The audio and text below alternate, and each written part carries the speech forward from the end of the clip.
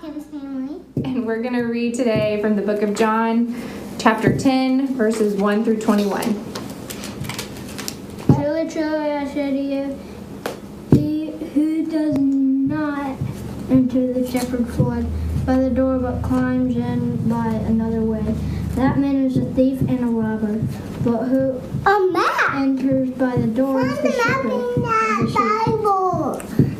To whom the gatekeeper opens, the sheep hear his voice, and he calls his own sheep by name and leads them out. When he has brought all his own, he goes before them, and the sheep follow him, before they know his voice. A stranger will not follow, but they will flee from him, for they do not know the voice of strangers. This figure of speech Jesus used with them, but they did not understand what he was saying to them. So Jesus again said to them, Truly, truly, I say to you, I am the door of the sheep. All who came before me are thieves and robbers, but the sheep did not listen to them. I am the door. If anyone enters by me, he will be saved, and will go in and out and find pasture.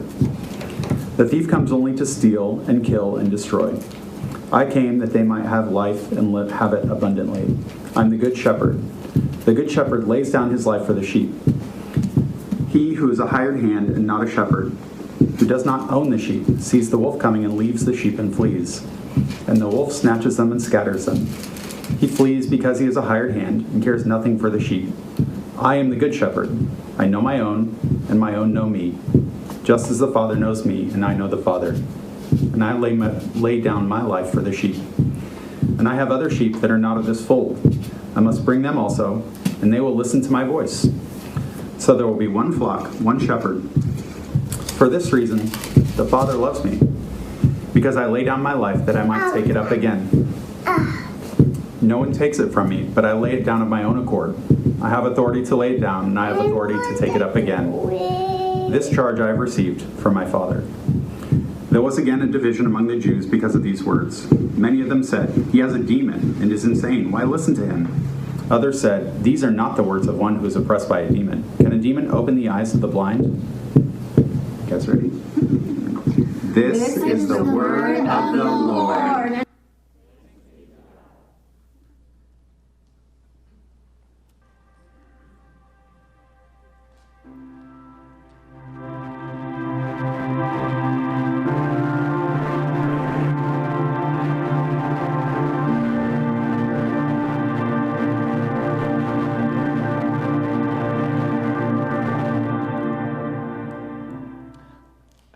Oh, these kid reading scripture videos are getting better and better. Oh my gosh, there's a map. You know, I love maps. Maps can sometimes be a little deceiving. So we just talked about the sabbatical announcements, and there was a ton of work we had to do putting together a dollar-by-dollar, day-by-day itinerary in order to apply for it. So we spent a lot of time, my wife and my daughter and I, looking at maps of Europe and going, okay, these two towns, how close are they exactly? Can you drive? Do you have to fly? Like, there's water in between, but is that a problem? I don't know. It's funny. So, you look at Google Maps and you look at a map of the United States and you're like, yeah, I know how big that is, right? And then you look at a map of the UK, and you're like, you zoom in, and you go, oh my gosh, it's huge. It's the same size as Michigan. So it's like, here's the US, and we can drive across it in a day, but you're looking at the map going, well, this place is all the way over here, and this place is on the other side of the country. How are we going to get there in one day? Apparently it's possible because the country's small. Maps are helpful for those sort of things. They're helpful for when you're exploring. Growing up, I was the oldest of 5 boys, and we were the kind that would always go exploring without a map.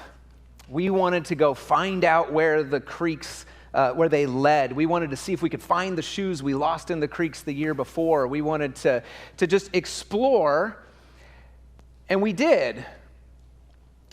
We had a hard time coming back home because we didn't know where we'd gotten ourselves off to. Most of us, I think, when we go exploring as sane adults, we tend not to go without maps, right?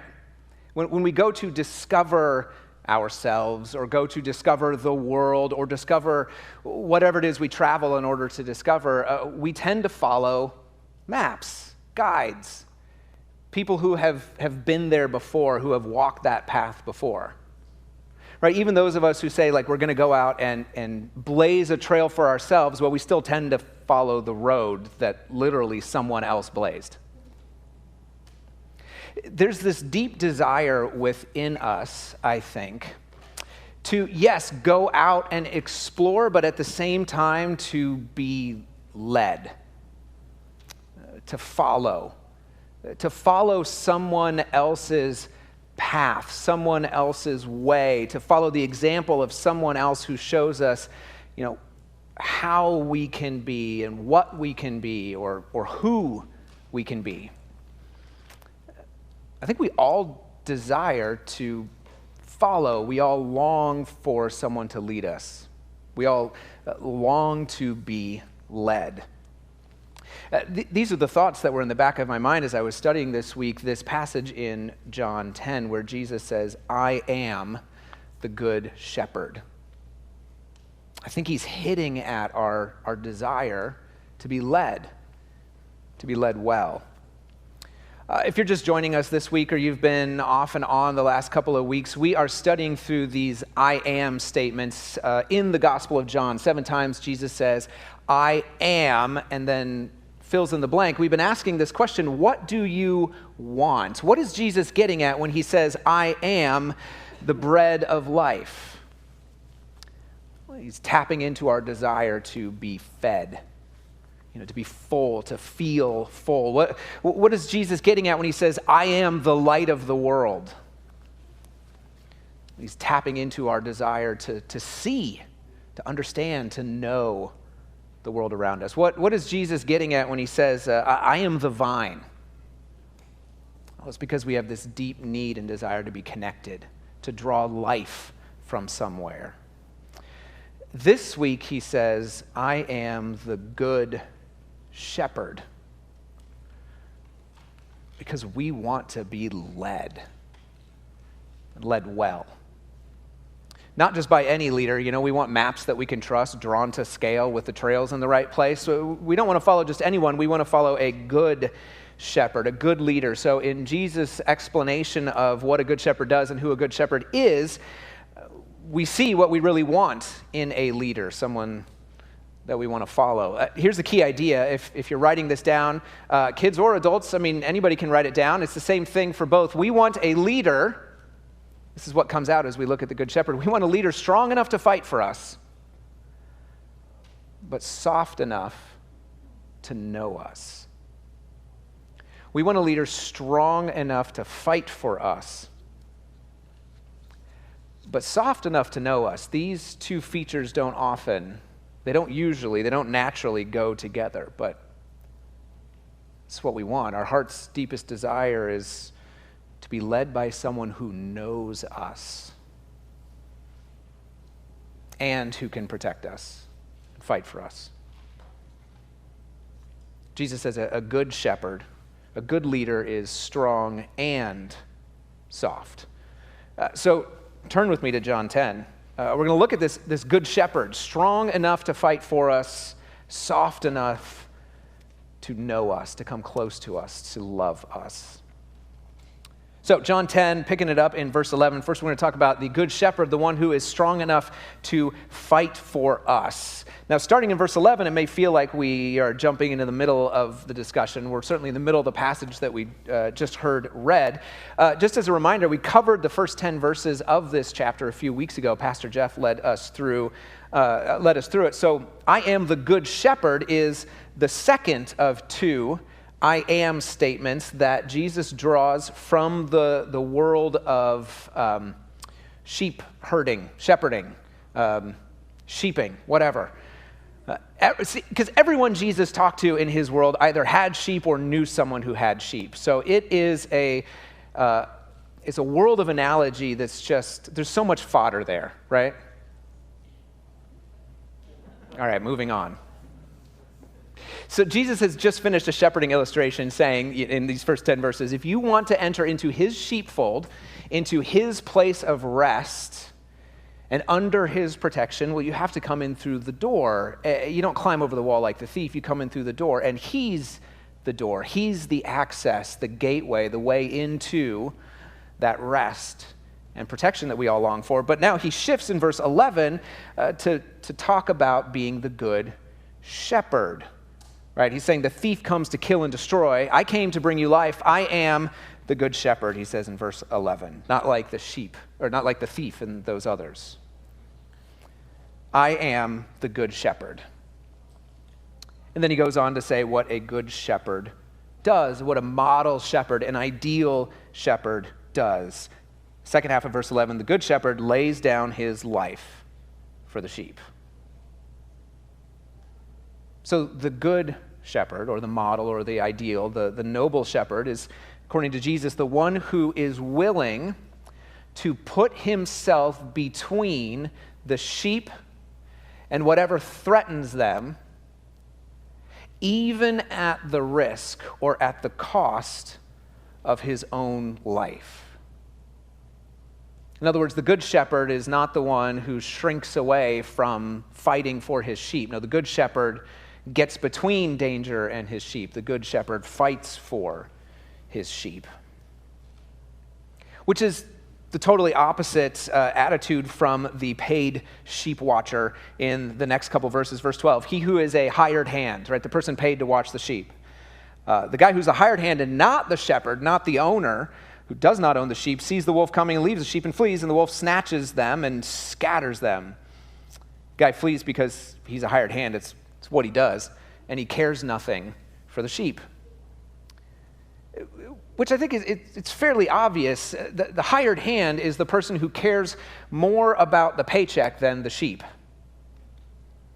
He cares more about what he's getting paid to watch the sheep than he does about the sheep themselves. We all know people who are more interested in getting paid than they are in getting hurt. He's the guy who's basically saying, I mean, what good's a reward if you ain't around to use it? When I was a kid, I delivered newspapers to make a little bit of money, and it was the sort of job where, like, you bought the papers from the newspaper company and then sold them to your subscribers, and so the more subscribers you could get, the more money you could make. There was like a direct one-to-one correlation there, so I was out like trying to get more people to subscribe to the Newton Daily News because every paper I dropped off was a few more cents in my pocket. Eventually, we got big enough that I had to employ some of my brothers. That did not go well.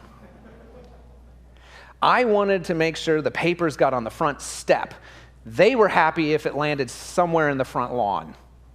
I wanted good customer service to retain customers. They kind of thought, like, you know, if you lose customers, then the backpack gets lighter and the work is easier.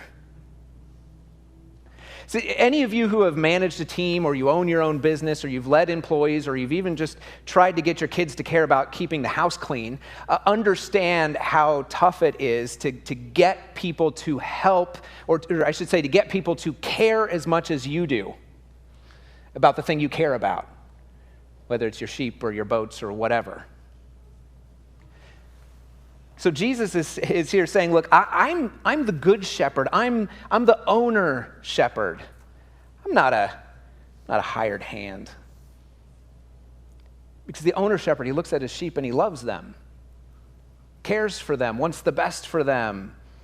Individually, the hired hand looks at the sheep and he loves what he's paid to watch them. And doesn't mind helping himself to a little roast mutton now and then. Because the boss isn't going to notice if you lose one, small one. And he's the guy who's out at the first sign of danger. See, the hired hand may be soft. He may be caring. He may be empathetic. He may care about those sheep. But he's not strong enough to fight for them or protect them. Jesus says the good shepherd is the one who's strong enough to fight for his sheep. And I suppose if we put the question to ourselves in this way of which one would you rather follow, then the answer is fairly obvious, right? We would want to follow the leader, the shepherd, who gets between us and danger, who doesn't put us between him and danger.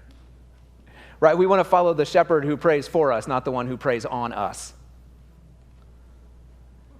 We want the one who's strong enough to sacrifice himself for us, not the one who sacrifices us to serve himself.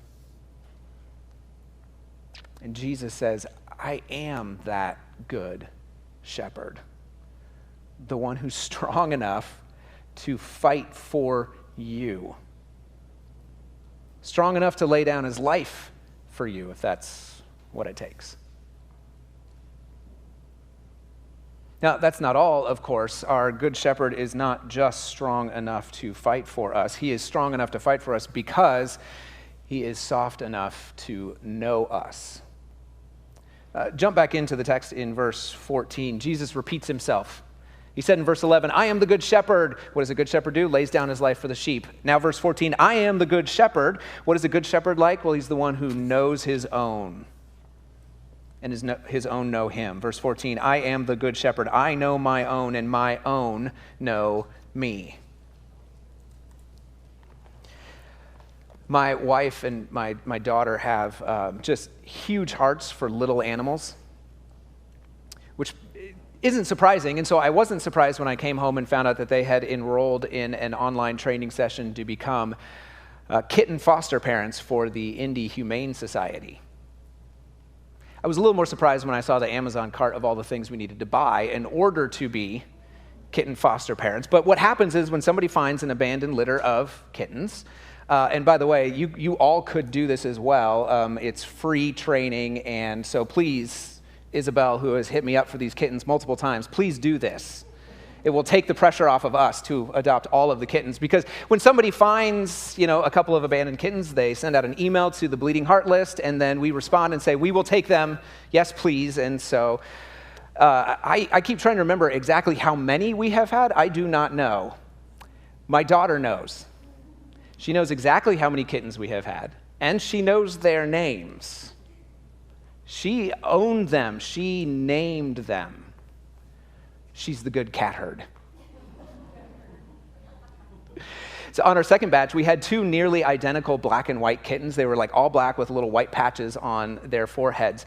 One we named Seamus Finnegan, and the other we named Chester O'Toole. And when we say we, I mean I named them that. My daughter, who actually gets to name them the Sneak and Cutie. And you can tell by the names which one she was more attached to, obviously, Cutie. Well, a friend decided he wanted to adopt the ornery, rambunctious one, the Sneak. So we were excited. That's good. We don't just want to give the kittens back not knowing where they're going to end up. But when it came time for us to give these kittens back, nobody had claimed Cutie. Any of you who follow my wife on Instagram saw all the pleas for someone to please adopt this cute little kitten. We sent him back. No one adopted Cutie. Until a couple of weeks later, the friend of a friend posted on Instagram introducing everyone to the Sneak, but it was actually Cutie. He couldn't tell the difference. But Anna saw the picture and said, that's not the Sneak, that's Cutie. She knows her own. Knows them by name. She's the good cat herd. See, Jesus is the same way. When he says, I know my own, and we think of it in the context of the whole passage, the whole analogy, looking back at verse 3, he describes a shepherd as one who calls his own sheep by name. Now, the common practice is that a Palestinian shepherd, they have multiple flocks all in one pen. He would go in and he would say, hey, all y'all that belong to me, follow my voice, and the whole group would come. But when Jesus says, I call my own by name, the implication there is not as a group, but individually. He has names for every single one of his sheep, a unique name. He never gets his sheep confused one for the other. Never forgets their names, never mistakes his sheep for their younger brother or their older sister. Or hears his sheep praying and confuses their voice for the voice of one of their parents. He knows us. He knows his sheep. He says, I call my own sheep by their names. I know my own. My own know me. We are currently fostering 2 kittens, found when they were a day or 2 old, so we spent plenty of time every few hours bottle feeding them. That's another story. Anna named them, and I wrote it down to get it right, Pumpkin Patch Weistman and Cocoa Bean Weistman. I call them Fat Gus and the Runt. And a few days back when I kept insisting on calling Pumpkin Fat Gus, Anna finally looked up at me in exasperation and said, I'm the one who owns them, Dad. I'm the one who names them. She's the good cat herd. Cat names, of course, are not that big of a deal. But people names, being named, means something to us. If it didn't, we wouldn't run into our parents and say, our brother, that kid, our friend is calling me names. Being named means something. It says something about who you are and what your story is, what story you're part of. Right, I'm a Weistman. That last name comes with it a long history and a heritage as far back as we can understand it. It comes with chapters written by each person who bears that name. It's the story of big families, large parties, a lot of laughter, more beer than is healthy. It's the story of long-held grudges, offenses never forgotten, suppressed emotions, family splits, fierce love that pulls people back together. That's the story I was born into. It's the story I'm part of. It's the story that my wife and my daughter and I are trying to write another chapter in, a short little chapter with our small family of slow growth of virtue and love over time. But being born into a name or being given a name also gives us a story, a place to belong, a mission in life, a direction that life is headed. I mean, you're born into a story as well. You're born into a name. Or you've been adopted into a story, adopted into a new name. Those of us who follow the Good Shepherd, of course, have been adopted into his name. The Good Shepherd, the one who is strong enough to fight for us, is also soft enough to come close to us, to get to know us, to name us,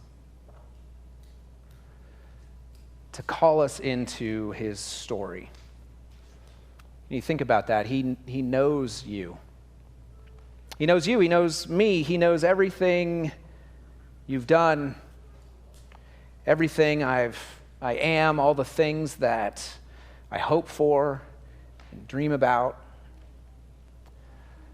all the things that I work for and regret and wish I could take back and hope nobody ever finds out about. He's the Good Shepherd who's soft enough to be close, to know us, and to look at us and say, I know you. I know your name. It's mine. He has an infinite number of ways to call us, to name each of us a variation on beloved. And when we've been named by the Good Shepherd and called into his mission, his story, we finally find out who we are, where we belong, what we're called to do. It's a name, it's a family that the Good Shepherd fights to protect. If you look back at verse 14. I'm the Good Shepherd, I know my own, and my own know me. Verse 15, just as the Father knows me, and I know the Father. Now, that doesn't mean that we know as much about Jesus as he knows the Father. It means that the knowing goes back and forth. So our reciprocal back and forth knowledge of Jesus, we know him, he knows us, is in the same style as Jesus' back and forth knowledge of the Father. He knows the Father knows him. I know my own, and my own know me, just as the Father knows me, and I know the Father, and I lay down my life for the sheep. I know my sheep. I fight for my sheep, he says. And my sheep know me. See, we don't just want a shepherd or a leader who fights for us but doesn't care about us. And we don't want a shepherd or a leader who cares about us but can't actually lead us or protect us or fight for us. We want a shepherd who is both strong enough to fight for us and soft enough to know us. We want a shepherd whose heart is open to who we are, but strong enough to help us become what we're supposed to be.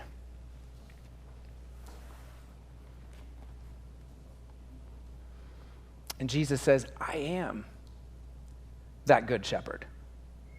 I am the shepherd you're looking for. But he goes on to surprise them a little bit because he's no parochial shepherd over a small group. He's in verse 16, what he says next, he says to a group of Jews, and he says this about Gentiles, who are the people, remember, that Jews feel are unclean and unworthy of God's love. He says, I lay down my life for the sheep, and I, by the way, have other sheep that are not of this fold. I need to bring them also. They will listen to my voice as well. There will be one flock, one shepherd. He says, I know my sheep. I know my sheep more than you do, and we'll maybe be a little surprised when we meet the other sheep someday.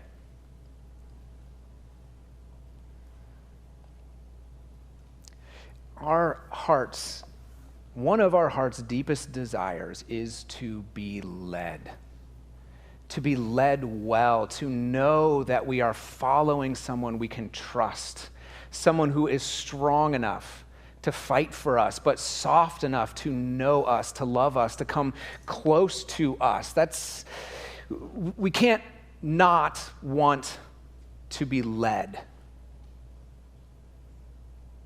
And when Jesus says, I am the good shepherd, he shows us exactly what kind of a leader we're all longing for. Let's put the key idea back up on the screen. We want a leader strong enough to fight for us, but soft enough to know us. We all want a good shepherd. And all of our desires for a good shepherd are really our desire for the good shepherd, for Jesus to lead us. So let's bring it home for us. A couple of ideas in the, okay, what do we do with this realm? Two questions. First, of course, we're talking about leadership. So who are you following? Who's the good shepherd to you? I mean, if it's true that we all want to be led, then we're all following something, someone. So who are you following? Who names you? Who tells you who you are? Who's the one who tells you what story you're part of? Who gives you a mission, a direction in the world? Who defines for you what a good and successful life looks like? Because even if you're listening and you're thinking, okay, but no, I'm the one who defines my story. I define my life and the direction in which it goes. I get to choose. I can almost guarantee you, we should talk about it afterwards, but I can almost guarantee you that you are adopting some story that is external to you as the model on which you are building your life. Whether it's the pursuit of a profession or of freedom or whatever it is you're pursuing, there's some authority outside of you that's telling you that's the thing that's valuable. Go after that. Of course, whatever that authority is, if you stop going after it, it stops going after you. If you stop following it, it may be strong enough to fight for you, to tell you what to do, but not soft enough to know you. So who are you following? That's the question. Have you found a good shepherd? Have you found the good shepherd? I mean, it's only in Jesus that we'll find someone who is both strong enough to fight for us and soft enough to know us.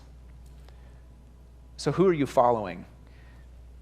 And the follow-up question, are you becoming like the one that you're following?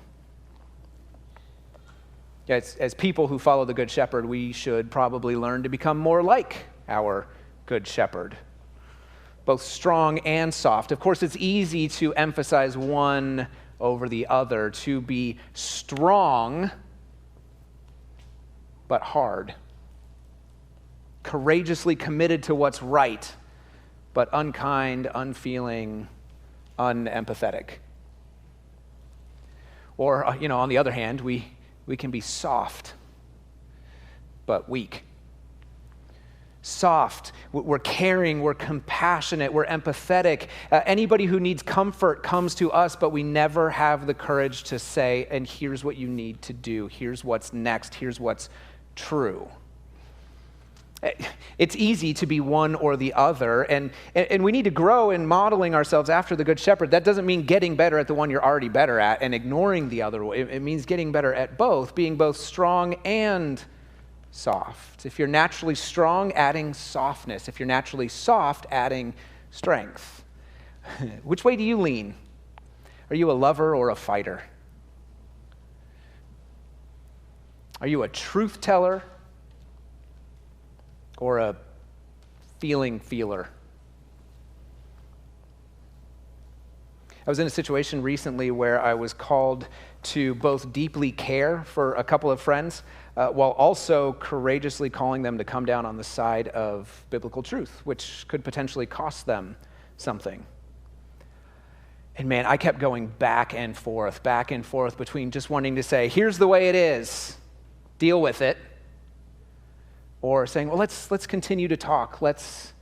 Tell me what you're thinking and where you're coming from.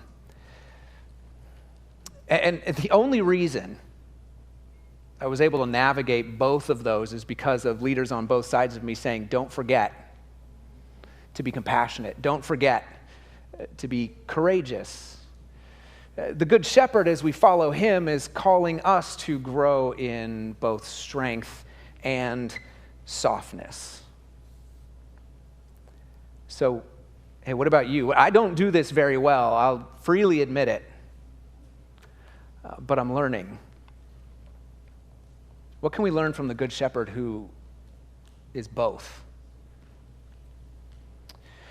Well, we're over time, so we should wrap this up. There's one author who wrote on this passage, just something that grabbed me.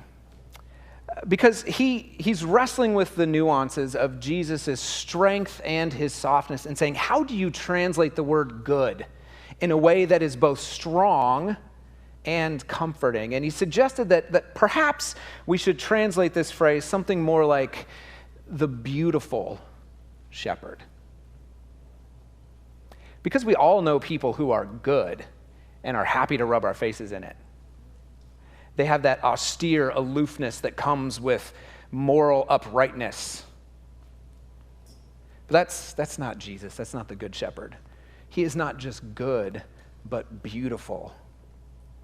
He is so good, so strong, so soft, so loving, so kind, so courageous, and so confident that his sheep are drawn to follow him. They're drawn to his beauty and want to follow a shepherd like that. And I think so do we.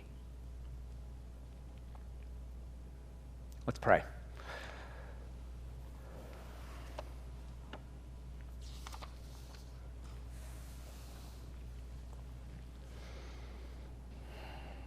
Throughout the Old Testament, Father, you have pictured yourself as a shepherd and us as sheep.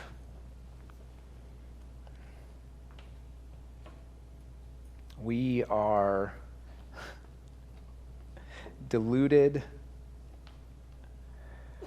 unintelligent, smelly, stinky, disobedient sheep. And you call yourself our shepherd.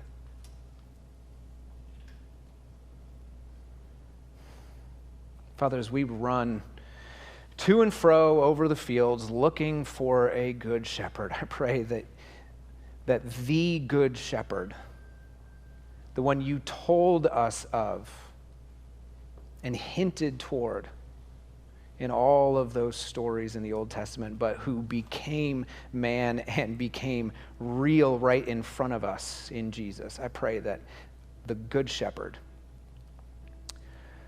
would so draw us to him that we cannot but help to be led. We pray this in the name of our good shepherd. Amen.